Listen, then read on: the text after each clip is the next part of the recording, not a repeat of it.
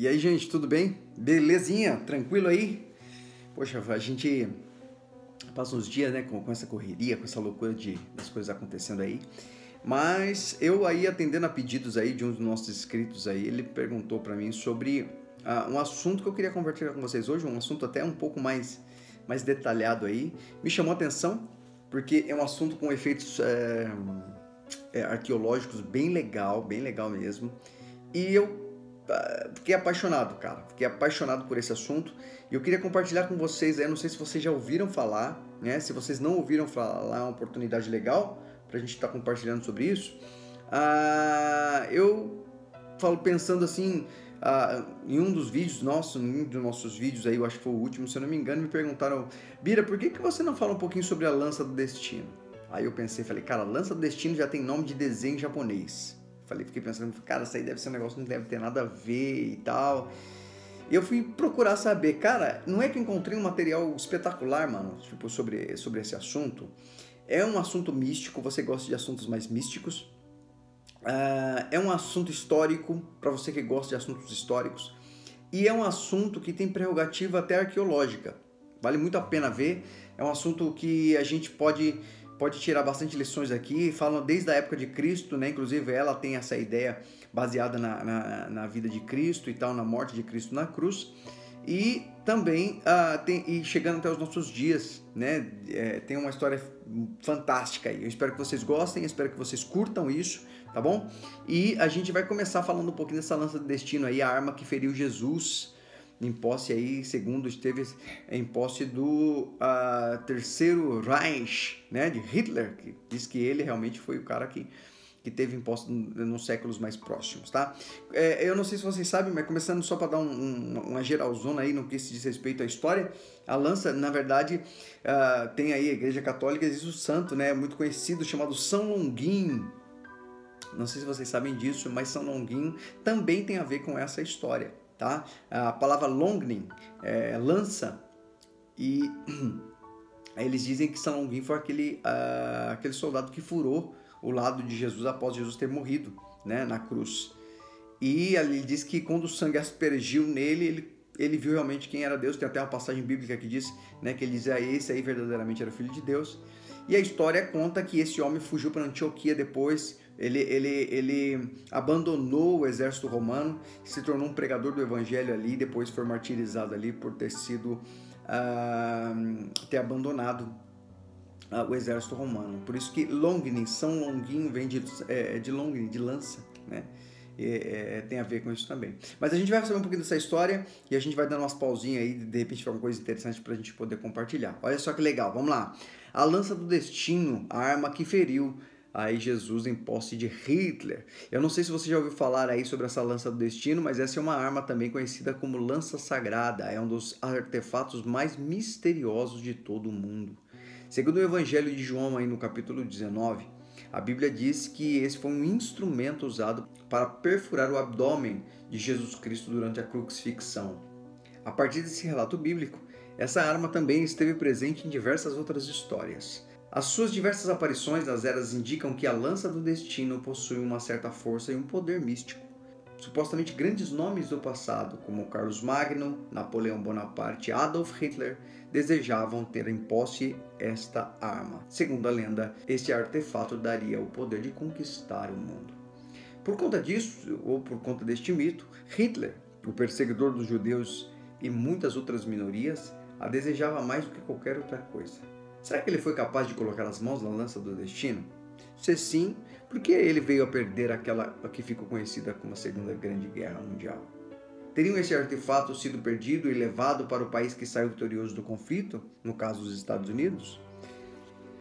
Bem, gente, é interessante, né? Fala um pouquinho sobre a essência, né, desse mito, dessa história, e diz que realmente foi uma lança com esse poder aí, que daria, na verdade, o poder mundial. A gente vive uma ideia até meio hollywoodiana, né? Mas meio Indiana Jones, né? Ou coisa do tipo. Mas, segundo eles, Hitler lutou muito, não somente isso, tá? Você que gosta de história, você sabe que Hitler tinha uma parte do seu exército que só buscavam artefatos arqueológicos históricos. a Arca da Aliança, o Cálice Sagrado, esta lança e outras coisas mais. Entra inclusive até em descobertas de OVNIs e desenvolvimento. Tem alguns vídeos legais sobre isso, até a gente pode fazer mais para frente, sobre algumas coisas que o exército de Hitler buscou com relação a materiais arqueológicos históricos que trariam um poder místicos aí, ou um poder ibérico muito poderoso, muito avançado. Mas dizem que essa lança foi, dentre outras coisas, uma das coisas que ele mais procurou. Olha que interessante. Por onde anda a lança do destino? Por onde anda? No livro A Lança Sagrada de Hitler, o pesquisador Pedro Silva aborda aí esse assunto tão enigmático. Diversas narrativas míticas e fatos históricos são apresentados como o objetivo de entender como essa lança do destino se tornou um item tão desejado em nosso mundo. O desejo do líder da Alemanha durante a Segunda Guerra Mundial despertou ainda muito mais curiosidade para este assunto. Porém, antes de mais nada, precisamos descobrir por onde anda essa lança do destino. Desde o momento da crucifixão, essa lança foi representada como uma das relíquias religiosas de valor inestimável. Ela também é considerada um grande símbolo do cristianismo, assim como o Santo Graal e a coroa de espinhos. Com o passar dos anos, uma lenda bastante curiosa passou a acompanhar a lança do destino. Ou seja, quem tivesse posse deste objeto teria a capacidade de conquistar o mundo. O primeiro relato sobre a descoberta da lança do destino foi descrita no ano de 500 depois de Cristo. A pessoa em questão, um historiador da época, afirmou que viu em um dos lugares santos de Jerusalém a coroa de espinhos e a lança do destino que teria perfurado o abdômen de Jesus Cristo. Depois das cruzadas, essa lança passou pelas mãos de muita gente importante. Em posse dessa arma, o imperador Constantino de Roma chegou a afirmar que a lança o guiou durante as diversas batalhas do império. O general franco Karl Martel também alegou ter usado esta mesma relíquia em seus confrontos. Já o imperador Carlos Magno, conhecido por ter dominado boa parte do que é conhecido hoje como Oriente Médio, afirmou ter vencido 47 conflitos por causa da lança do destino. Até mesmo Napoleão esteve em posse dessa lança. Em 1912, a lança passa à posse da Casa dos Habsburgs, fazendo parte de uma coleção do Museu de Hofburg em Viena. Em setembro deste ano, um jovem chamado Adolf visitou o museu e, com o acompanhamento e orientação do Dr. Walter Stein, ficou sabendo sobre o histórico poder desta lança. Neste momento, Adolf ficou contemplando-a e sentiu uma conexão mística entre eles e as gerações de conquistadores da história, já que ele tinha muito interesse em artefatos religiosos de poder. Após essa visita, Adolf chegou a dizer: "Eu fiquei lá tranquilo, olhando fixamente para aquela lança por vários minutos, esquecendo de tudo à minha volta. Ela parecia conter algo oculto em seu interior, que me evadia, parecia que eu sentia, eu sabia intimamente e não podia trazer à consciência. Eu sentia ainda como se eu mesmo a tivesse segurado antes em algum século passado da história, que eu mesmo uma vez a tivesse chamado como um talismã, o meu talismã de poder, e segurasse o destino do mundo inteiro em minhas mãos."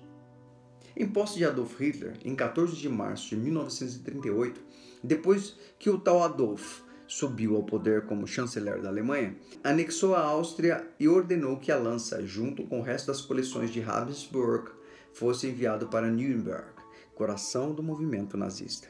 Esse transporte foi feito em outubro desse mesmo ano, em um trem blindado da SS. Foi mantida na igreja de St. Catherine por 6 anos, até que em outubro de 1944 foi construída secretamente uma abóbada subterrânea para protegê-la, inclusive de um bombardeio pesado. 6 meses depois, em 30 de abril de 1945, às 2h10 da tarde, o exército americano invadiu a abóbada e resgatou a lança e toda a coleção de Habsburg. Segundo os registros, 80 minutos após esse incidente, Adolf Hitler se suicidou com um tiro na cabeça. Hoje, a lança sagrada foi devolvida para o Museu de Hofburg e permanece envolta em um grande mistério. Caramba, que história legal, hein, gente? Que história interessante, que interessante mesmo. Bom, é verdade? Será que ela existe mesmo? Será que ela... Na verdade, existir ela existe, mas será que é realmente essa lança? Né? Será que ela tem esse poder místico aí que fez Adolf Hitler pirar na batatinha quando viu ela ali no museu? Não sei, eu espero que você tenha gostado um pouquinho, foi só um resumão sobre essa história dessa lança. Você que nos pediu aí, espero que você esteja se sentindo satisfeito com isso, espero que você curta isso e espero que você possa compartilhar e que vocês possam se sentir à vontade para falar conosco também, né? Compartilhar conosco, de repente, alguma coisa, alguma matéria diferente que você queira. Esse é um resumão, a ideia central. Quem não conhecia passou a conhecer. Quem já conhecia, espero que tenha sido realçado nos seus conhecimentos. Beleza? Espero que você tenha ficado à vontade, espero que você tenha curtido este momento e que você possa ficar à vontade para os próximos vídeos. A gente se encontra então até lá. Bye, bye.